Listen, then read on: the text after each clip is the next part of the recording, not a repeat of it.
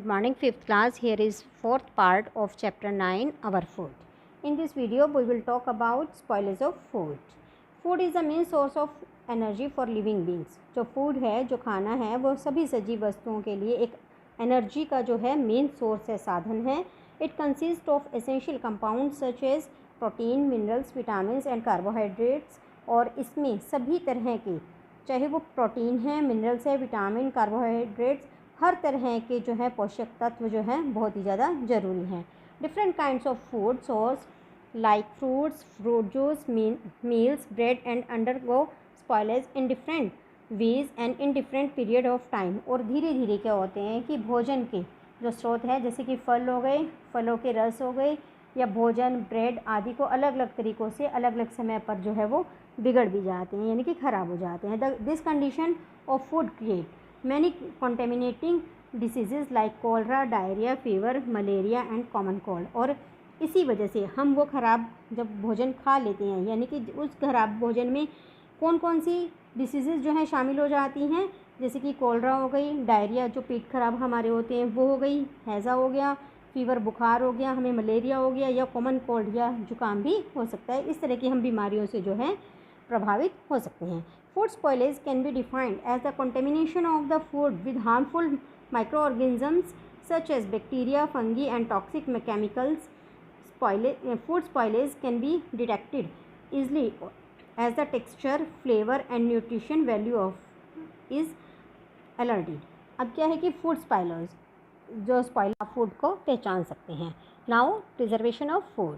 Food preservation is the process of that is use to slow and spoilage of food. और जो खाद्य जो परीक्षण, यानी कि हम भोजन को किस तरह से बचाएंगे, जो खाद्य परीक्षण है वो एक ऐसी प्रक्रिया है जिसका प्रयोग जो है भोजन के ख़राब होने से वो जो है उसको धीमा करने के लिए किया जाता है, मतलब हमारा भोजन ख़राब ना हो.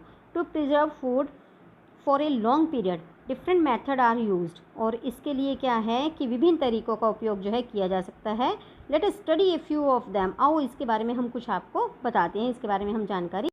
Freezing is one of the most common process used commercially for preserving a very wide range of food. For example potatoes, waffles are stored in the freezing, but potatoes require only a cool dark place for their storage. Cold stores provide a large volume. Long-term storage for static food stocks held in the case of the national emergencies in many countries. अब क्या है, खाद्य पदार्थ जो हैं वो उनको परीक्षक के लिए, यानी कि उनको जो है प्रिजर्व करने के लिए व्यावसायिक रूप से की जाने वाली जो हमारी हिमीकरण यानी कि कोल्ड स्टोरेज जो बने होते हैं वो जो है एक आम प्रक्रिया है. और इसके लिए उदाहरण के लिए हम क्या कह सकते हैं कि जो फ्रीज बैट आलुओं में जो वेफल्स है उनको जो है भंडारित कर लिया जाता है, उनको स्टोर कर लिया जाता है. फिर क्या करते हैं, इन्हें एकत्र करने के लिए एक ऐसी ठंडी अंधेरी जगह पर कि जैसे कि जिस टेम्परेचर की ज़रूरत होती है उसके अकॉर्डिंग उनको वहाँ पर रखा जाता है. और कई देशों में जो है राष्ट्र ऊर्जा होने की स्थिति में एक रणनीति जो खाद्य भंडार के लिए दीर्घ काल तक यानी कि लंबे समय तक शीत भंडार के लिए बहुत अधिक मात्रा में ये जो है उपलब्ध करते हैं कि एक लॉन्ग टर्म तक ये किसी भी जब भी कोई इमरजेंसी आ जाए तो हम इनको जो है यूज़ कर सकें. नेक्स्ट है आपका ड्राइंग. ड्राइंग में क्या है कि drying also reduces weight making food more portable. अब जो सुखाना, अब आपने देखा है कि घर में जो है हम दालें हो गई या हमारे जो गेहूँ हो गई हम इनको सुखाते हैं, आम आपने देखा होगा. इससे क्या होता है कि एक तो उनका वेट कम हो जाता है, दूसरा ये कि लंबे समय तक उसमें कीड़ा नहीं पड़ता क्योंकि सूखी हो जाती हैं. और drying also reduces weight making more portable. Most types of the meat can be dried. Drying is also normal means of the preservation for cereals grains such as wheat, maize, oats, barley, rice, millets, rye. अब इसमें क्या है कि जो हमारी सुखाने वाले से एक तो वज़न कम होता है और दूसरा क्या है कि जो जैसे कि हमारे जो के मांस हो गए, ठीक है, जो हमारे कई तरह के जो मीट हैं उनको सुखा भी सकते हैं. और इसके साथ साथ हम दालें जब या गेहूं हम सुखा कर रखते हैं, क्यों, ताकि उनमें कीड़ा ना लगे. और इसके साथ साथ जो मक्का, ज्वार, बाजरा, चावल को हम धूप में नहीं सुखाते, लेकिन उनको हम जो छाया है उसी में हम उनको बिखरा कर हम उनकी जो है हीटनेस जो भी उनके अंदर गर्मी होती है उनको हम सुखा देते हैं. नेक्स्ट आपका आता है heating. Food is first heated to the temperature to kill food spoiling bacteria and fungi and then sealed in a airtight cans to prevent the attack of the microorganisms. और अब हीट करना यानी कि उनको गर्म करना। फूड को सबसे पहले हीट किया जाता है और ताकि उनके अंदर जो भी फूड्स को ख़राब करने वाले बैक्टीरिया या फंगीज हैं वो उनको मर जाएं, वो उसमें ख़त्म हो जाएं। और उसके साथ ही उनको फिर एयर टाइट कैंस में जो है हम प्रिवेंट करके रखते हैं, यानी कि बंद डिब्बों में, ताकि उनके अंदर जो है एयर ना जा सके, हवा ना जा सके और बाहर के जो माइक्रो ऑर्गेनिजम्स हैं, जो छोटे छोटे सूक्ष्म जीव हैं, वो उनके ऊपर जो है अटैक ना कर सकें। नेक्स्ट आपका आता है वैक्यूम पैकिंग। पैकिंग क्या है, देखो, vacuum packing store food in a vacuum environment, usually in airtight bags and bottles. The vacuum environment strips bacteria of oxygen needed for survival, which is slowing and spoiling. Vacuum packing is commonly used for storing nuts, reduces loss of flavors from oxidation. अब क्या है कि जो हमारा vacuum packing, जैसे कि आपने देखा होगा कि सील वाले जो हैं ऊपर से सील किए हुए जो हैं पॉलीथीन्स मिलते हैं। फॉर एग्जांपल आप जो है लेकर आते हो लेज़ लेकर आती हो, ठीक है, या आप कोई मिक्सचर नमकीन वगैरह कुछ लेकर आती हो, बिस्किट्स लेकर आती हो, तो क्या है कि वो बिल्कुल बंद होता है, ठीक है। उसमें एयर, अगर उसमें ज़रा सी भी एयर हो जाए, चली जाए, तो वो क्या होते हैं, सिल जाते हैं। और सिल मतलब उसमें सीलन सी, उसमें वो क्रंचपन नहीं रहता।